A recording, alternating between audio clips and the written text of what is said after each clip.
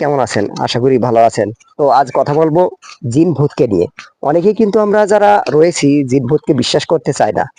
বর্তমানে এই পোলাপান যারা রয়েছে মানে এরা তো ভূত জিন দেখেইনি, এজন্য কিন্তু বিশ্বাস করতে চায় না। ইনশাল্লাহ আমি প্রমাণ সহ উপস্থাপন করব আপনাদের সাথে। তো আমাদের গ্রামের একজন মুরব্বী, ওনার কাছে গিয়ে জিন ভূত সম্পর্কে বিস্তারিতভাবে জানবো। আসলে জিন ভূত আছে কিনা সেটা বিস্তারিতভাবে জানবো। তো আমার ভিডিওর সাথে থাকবেন। আশা করি আপনাদের ভিডিওটা ভালো লাগবে। আসসালামু আলাইকুম। ওয়ালাইকুম সালাম। কেমন আছেন? ভালোই আছি। তো অনেকেই তো জিন ভূত বিশ্বাস করে না। তো শর্টকাট নিয়ে আপনি জিন ভূতের একটু কথা বলেন তো, আসলে জিন ভূত আছে কিনা? আছে। আপনি আম- কোথায় দেখছেন? আমরা দেখছি ওই দহিনের চর ভেতর বন্ধ। আমরা চিনে বলছিলাম 5 বিঘা, 5 বিঘা চিনে বলছিলাম চুরের খুব খেল, চিনে খুব হয়েছিল। যে মনে করলাম যে এই চিনে না পাওয়া দিলে আমার গুছি বেসবো না। তখন 2 ভাই আমরা গেছিলাম চিনে পাওয়া দিলে। চীনা ওই ধানের মতো আর কি দেখতে, হ্যাঁ, তাই না? ধানের মতন। ওই চীনা হ্যাঁ, পাহারাদার হিসেবে হ্যাঁ, 2 ভাই গেছিল। হ্যাঁ, 2 ভাই যাওয়ার গেছিলাম। পরে যাওয়ার পরে ওখানে কি ঘটছিল?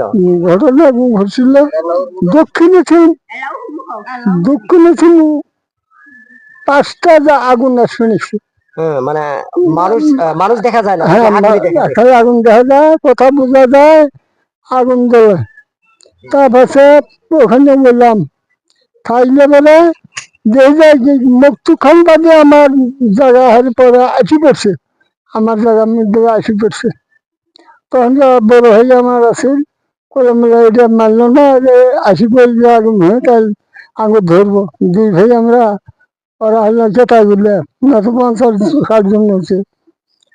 তারপরে আমি বড় হয়ে করলো কি মেহেন্দি না মেহেন্দি এই চীনা বাড়ি হাঙ্গুর করে ওরকম হয় আরো যায়।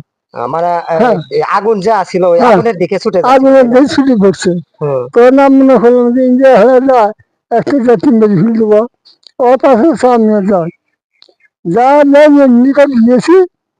এই ফালা আছে, ফালা দিয়ে তারপরে মাঠের মধ্যে মারলো ডাং।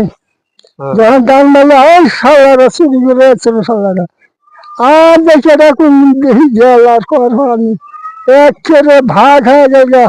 উপরে গেল ইপরে ধনে চলে গেল, পুরো চলে গেল, এরকম ভাগ হয়ে গেল। খালি তো আগুন কাঁপতে লিখছে সারাটাই। মানে মানে আগুন মানে ওই যে আপনার বড় ভাই যে ছিল, উনি ওই যে লাঠি দিয়ে আঘাত করার পর ভূত হ্যাঁ, মানে দৌড়ে পালিয়ে গেছে, তাই না? চলে গেছে। তার মানে ওনাকে দেখার সাথে সাথে মানে ভূতও ভয় পেয়ে চলে গেছে। ওরে ভয় পায়, ওরে আরো কাঁপতে নিচ্ছে, গাছের মধ্যে থরথর দিয়ে কাঁপতে নিচ্ছে।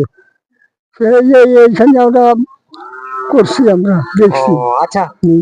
যাক, তাহলে আপনাকে সত্যি কথা বলার জন্য আপনাকে ধন্যবাদ। তো শারীরিকভাবে আপনি অসুস্থ, বিদায় নিচ্ছি, আল্লাহ হাফেজ।